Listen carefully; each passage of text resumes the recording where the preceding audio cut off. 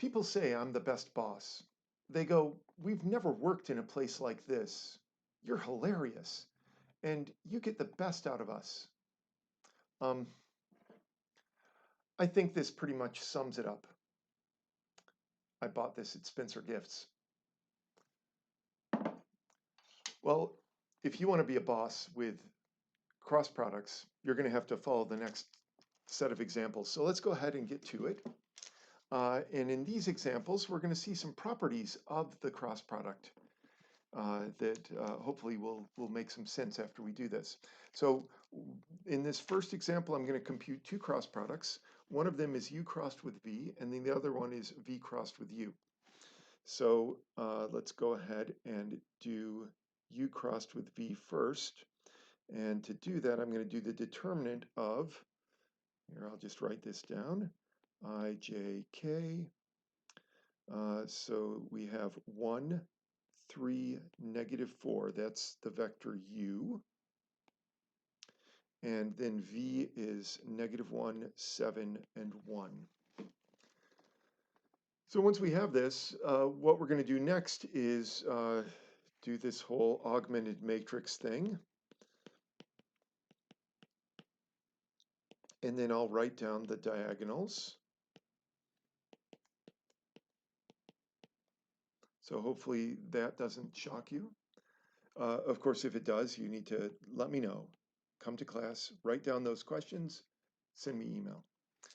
Now let's go ahead and do the down diagonals. So down, down, down, and I get 3i. This is -4 times -1 is +4, and 7j. Now we'll do the up diagonals.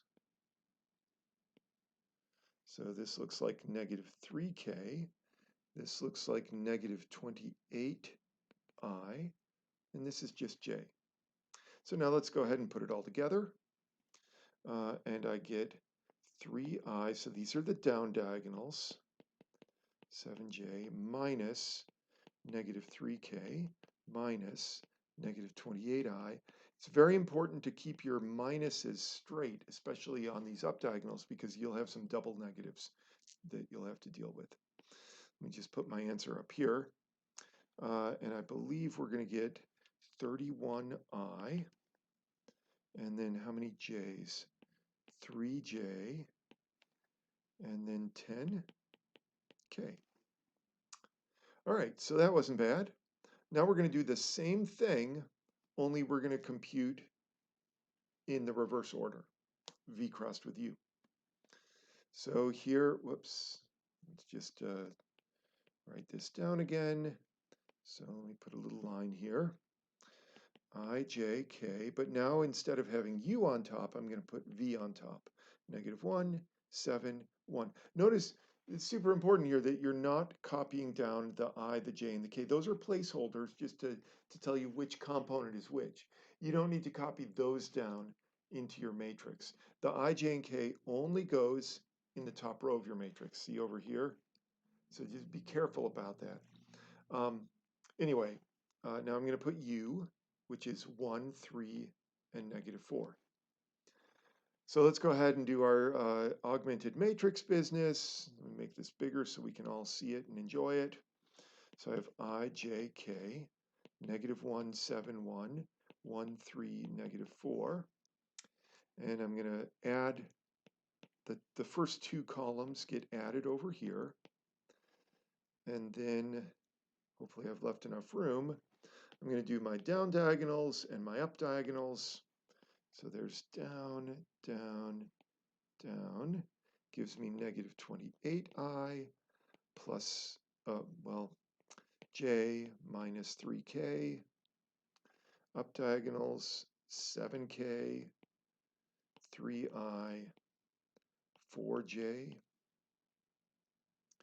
and then we just have to put this all together. So notice that the down diagonals, some of them are negative. You don't make them positive if they're negative.